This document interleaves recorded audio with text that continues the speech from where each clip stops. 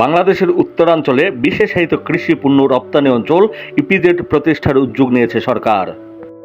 প্রকল্পটি বাস্তবায়িত হলে নিশ্চিত হবে কৃষকদের উৎপাদিত পণ্যের ন্যায্য মূল্য প্রাপ্তি, হিমাগার বা কোল্ড স্টোরেজের উপর নির্ভরতা কমিয়ে বিদেশে পণ্য পাঠানো সহজ করা এবং স্থানীয় পর্যায়ে নতুন শিল্প ও কাজের সুযোগ তৈরি করা। আর তবে সে কৃষি ইপিজেড বগুড়ার তালোড়ায় কি প্রতিষ্ঠার উদ্যোগ নেওয়া হচ্ছে? অবশ্য সম্ভাবনাময় স্থান হিসাবে শুক্রবার 24 জুলাই বগুড়ার তালোড়া রেল স্টেশনের পশ্চিমে দুবরা মৌজায় প্রায় 100 একর জায়গা পরিদর্শন করেন কৃষি মন্ত্রণালয়ের সচিব ডক্টর রফিকুল মোহাম্মদ।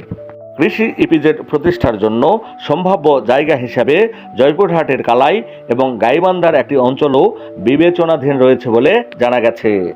কৃষি মন্ত্রণালয়ের সচিব ডক্টর রফিকুল মোহাম্মদ তালোড়া পরিদর্শনকালে তার সঙ্গে উপস্থিত ছিলেন কৃষি মন্ত্রণালয়ের যুগ্ম সচিব কামরুল জামান, অতিরিক্ত সচিব ডক্টর মাহমুদুর রহমান, স্থানীয় সংসদ সদস্য আব্দুল মুহিত তালুকদার, বগুড়া পল্লী উন্নয়ন একাডেমির ভারপ্রাপ্ত মহাপরিচালক ডক্টর আব্দুল মজিদ প্রামাণিক, উপজেলা নির্বাহী অফিসার শাহরুখ খান, সহকারী কমিশনার ভূমি তৌহিদুল ইসলাম, অফিসার ইনচার্জ তাজমিলুর রহমান, উপজেলা বিএনপির সভাপতি মনিরুল ইসলাম খান স্বপন, সাবেক সভাপতি আব্দুল হামিদ, সাবেক মেয়র জাহাঙ্গীর আলম, উপজেলা কৃষি অফিসার কৃষিবিদ সাইফুল আবেদিন, উপজেলা যুবদলের সভাপতি আফসার আলী, তালোড়া পৌরসভার সাবেক মেয়র আব্দুল জলিল, দুপচাচিয়া পৌর বিএনপির ভারপ্রাপ্ত সভাপতি অ্যাডভোকেট সাইফুর রহমান, তালোড়া পৌর বিএনপির ভারপ্রাপ্ত সভাপতি আনোয়ারুল হক বাবু, যুবদল নেতা আশরাফুল আলম, ইব্রাহিম আলী,